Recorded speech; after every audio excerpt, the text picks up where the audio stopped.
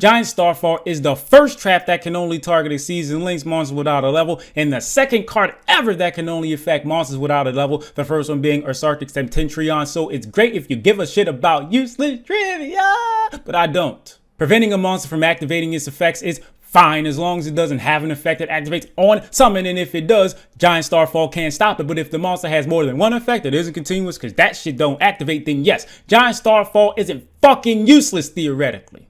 There's only one problem with that. You can only target monsters without a level, so even if you wanted to play it, you can only target its Caesar links, which alienates a fuck ton of monsters. Its attack goes to 0, it can't be destroyed by battle, and both players take half from battles involving it. Fucking wonderful, but that doesn't change the fact its effects can't be activated, which makes it a lot worse than Impermanence or even Warning Point, and I don't even like Warning Point, but it's better than this shit. Ask me why. Why is that? You can only target monsters with fucking levels. That alone kills its playability. But you know Konami trying to be cute referencing Edaton, the Conqueror Star in the artwork, because apparently in every appearance of Arc V, Edaton only battles exceeds monsters, which makes sense why Starfall does what it does, but in terms of practical application, it's shit. Indomitable Beast Servant is a level 2 beast, so you can get it out your deck with Obedience School, or because it's fire attribute, Onslaught of the Fire Kings, all shit, then use it as material for something, then bring it back when your opponent summons 3 or more monsters. You can summon it from your hand, but fuck that bullshit. And for all your trouble, this attack position card can't be destroyed by a battle as long as you control no other monsters. Oh, Konami. You stupid motherfuckers.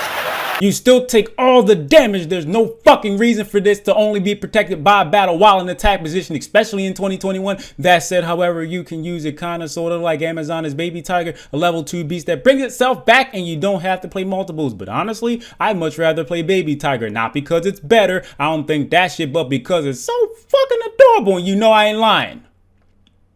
Thanks for watching. My Patreon, Cashapp, Venmo, PayPal's in the description, and so is my Discord server link. Now, What's the question? how do you know this many archetypes? I mean, I do these videos for a living, and even if I wasn't doing these videos, I would follow the game somewhat, so I guess that's how I know these archetypes. Do you get advice or tips from other players to make these videos? I sometimes consult the Yu-Gi-Oh subreddit, but usually it's by myself. Not that I'm really proud of that, but I'm a one-man team. Are you West Indian? Not that I'm aware of. I'm black, African American, or a nigga. I just happen to be light-skinned and have a bunch of skin issues. Do you prefer to have facial hair or be clean shaven? I prefer no facial hair, but you know, it does grow, so it's like, I can't really do shit about it. I can keep cutting it, but it's just gonna grow back. So sometimes I just don't feel like cutting it, as you can see here. If 10 mil tax-free was dropped in your account tomorrow, which would never happen ever, would you continue to make videos? Perhaps, because I'd need something to do to kill time, right? If I have $10 million, what the fuck am I doing? A whole lot of nothing. On to the next one. What's your opinion about Master Duel, and will you test the simulator once it's official?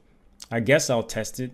It's free to play, right? My fear is not really a fear, hence the air quotes, is that they won't update it after a certain period of time. This has been the case for pretty much every Yu-Gi-Oh game. There may be some exceptions, don't give a fuck. There's been enough of these fucking Yu-Gi-Oh games Konami has created where they stop updating it after a certain period of time. And I'll be damned if I spend any money on this motherfucker just for the shit to stop being updated. Would you rather an underwhelming card that's consistent or a busted but not broken card that's not consistent but still viable?